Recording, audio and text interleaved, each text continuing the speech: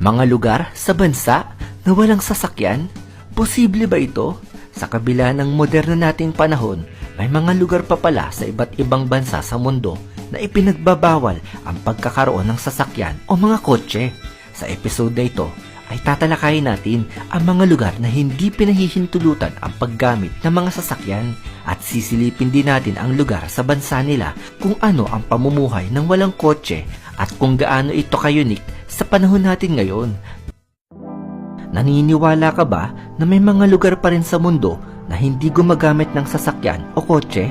Sa kabila ng pag-unlad ng teknolohiya at pagsibol ng mga makabagong transportasyon sa panahon natin ngayon, sa maniwala ka man o sa hindi, ay marami pa palang lugar sa iba't ibang bansa sa mundo na ayaw sa mga sasakyan at ang ilan ay ipinagbabawal pa ang paggamit dito.